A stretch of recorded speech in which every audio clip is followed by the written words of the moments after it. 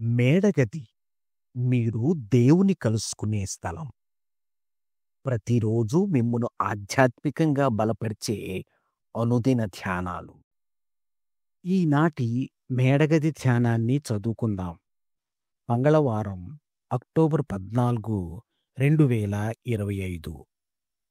దేవుడు మన భయాల కంటే గొప్పవాడు. ఈనాటి ధ్యానాంశం దేవుడు మన భయాల కంటే గొప్పవాడు.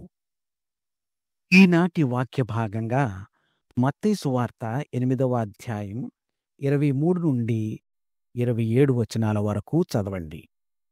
ఈనాటి ముఖ్య వచనం: యేసు అల్పవిశ్వాసులారా, ఎందుకు భయపడుచున్నారని వారితో చెప్పి లేచి గాలిని సముద్రమును గద్దింపగా మిక్కిలి నిమ్మళమాయెను.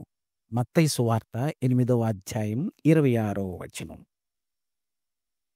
మనలో ప్రతి ఒక్కరూ జీవితంలో తుఫానుల్లాంటి పరిస్థితుల గుండా వెళ్తాం. నేను మొదటిసారి కాలేజీలో చేరినప్పుడు నా జీవితంలో అతిపెద్ద తుఫానును ఎదుర్కొన్నాను. మా మెక్సికన్ అమెరికన్ సంతతిలో కాలేజీలో చేరుతున్న మొట్టమొదటి స్త్రీని నేనే. నాకు అందరి సహకారం ఉంది. నా స్నేహితులు, కుటుంబం మరియు సంఘ సభ్యులు నా కోసం ప్రార్థన చేస్తున్నారు. కానీ నా బుర్రలో ఒక అనుమానం మొదలైంది. నేను ఈ చదువులో జయం పొందగలనా? నా రూమ్మేట్ నన్ను ఇష్టపడుతుందా? నా రూపాన్ని బట్టి ఇతరులు నన్ను చులకనగా చూస్తారా? నేను ఇక్కడ ఉండగలిగినంత తెలివిగలదానేనా? నా కుటుంబం సంగతేంటి? వారందరూ క్షేమంగానే ఉంటారా? ఇలాంటి తలంపులన్నీ కలిసి ఈ కాలేజీ చదువు నాకు తగినదేనా కాదా అని నన్ను ప్రశ్నిస్తున్నాయి.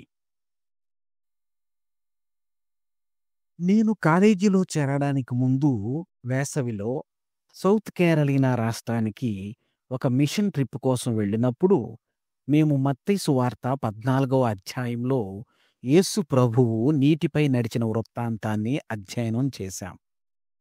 అప్పుడు మా పాస్టర్ గారు ఎగిసిపడుతున్న నీటి అలలను, చెలరేగుతున్న గాలిని చూసి శిష్యులు అంతగా భయపడుతుండగా అదే పరిస్థితుల మధ్య యేసు ప్రభువు ఏ భయం లేకుండా ఎలా ఉన్నాడు అని మమ్మను ప్రశ్నించారు. ఆ కథను ఆ దృష్టితో ఇంతకు ముందు నేనెప్పుడూ చూడలేదు. మత్తయి సువార్త 8వ అధ్యాయంలో కూడా యేసు ప్రభువు తక్షణమే గాలిని, సముద్రపు అలలను నిమ్మళపరచడం మనం చూస్తాం. ఈ కథలు మనం ఎదుర్కొనే ఎలాంటి సమస్యల కన్నా ప్రభువు గొప్పవాడని నాకు గ్రహింపునిచ్చాయి. అప్పుడు కాలేజీని గూర్చిన నా భయాలను జయించడానికి ప్రభువు నాకు సహాయం చేస్తాడని, నా ప్రతి అడుగులో ఆయన నాతో ఉంటాడని గ్రహించి విశ్వసించాను. నేటి ధ్యానం: దేవుడు నాతో ఉన్నాడు గనుక నేను భయపడనక్కరలేదు. ప్రార్థన: దేవా, నీవు మా ఆందోళన మరియు భయాలన్నిటికంటే గొప్పవాడిగా ఉన్నందుకు నీకు కృతజ్ఞతలు. తుఫాను వచ్చినప్పుడు నీ సన్నిధిలో స్థిర విశ్వాసంతో నిలిచి ఉండడానికి మాకు సహాయం చేయము. ఆమేన్. ప్రార్థనాంశం: క్రొత్తగా కాలేజీలో చేరుతున్న విద్యార్థులు. తన అనుభవాన్ని ఈనాటి ధ్యానంగా మన కోసం రాసి పంపినవారు అబిగయిల్ పెరెజ్, టెక్సాస్, అమెరికా.